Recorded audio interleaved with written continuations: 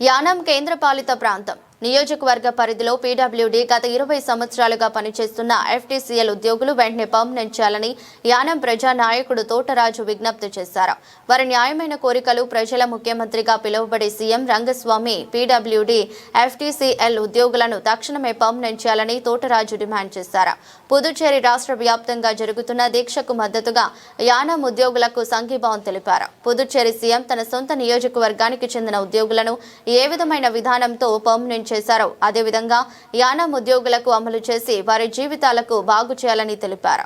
సుమారు 126 మంది ఉన్న ఎఫ్టీసీఎల్ ఉద్యోగులను ఒకేసారి పర్మనెంట్ చేయాలని, వారి జీవితాల్లో చిరస్థాయిగా సీఎం నిలవాలని తోటరాజు కోరారు.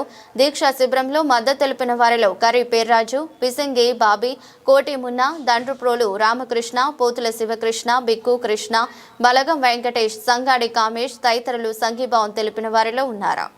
నమస్కారం. ఈరోజు మన యానం పీడబ్ల్యూడీ ఆఫీస్ దగ్గర వర్కర్స్ అందరూ చేస్తున్న దీక్షలో మరి ఈరోజు నేను పార్టిసిపేట్ చేయడం జరిగింది.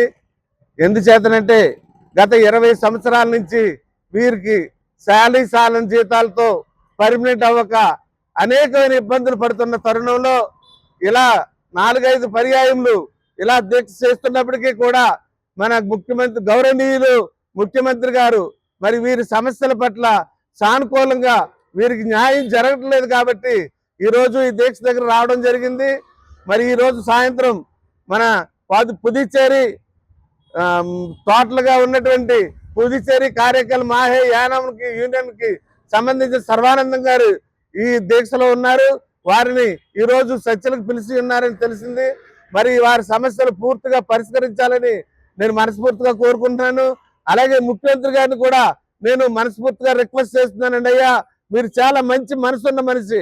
ఇప్పుడు మీ ప్రభుత్వంలో ఖాళీగా ఉన్న ఉద్యోగాలన్నీ భర్తీ చేసేటువంటి మంచి మనసున్న మనిషి.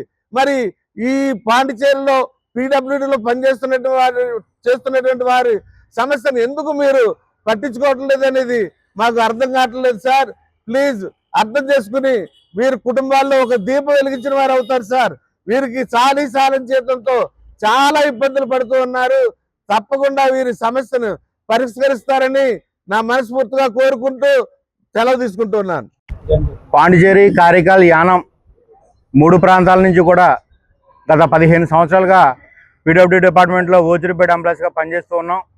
మా అందరికీ కూడా పని శాశ్వతం కల్పించాలని, మాకు సమాన పనికి సమాన వేతనం అందించాలని కేంద్ర ప్రభుత్వం పెట్టిన విధంగా చట్టపరమైన కూలి అందగట్టి, అలాగే పీడబ్ల్యూడీ డిపార్ట్మెంట్లో ఉన్న వేకెన్సీలు 1400 వేకెన్సీలు ఉన్నాయి.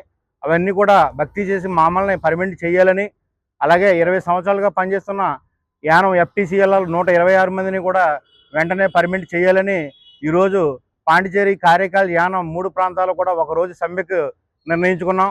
మా యూనియన్ నాయకుడు ఎంఎన్ శరవణన్ గారు పిలుపు మేరకు పాండిచేరి, కారికల్, యానంలో పోరాటం చేస్తున్నాం.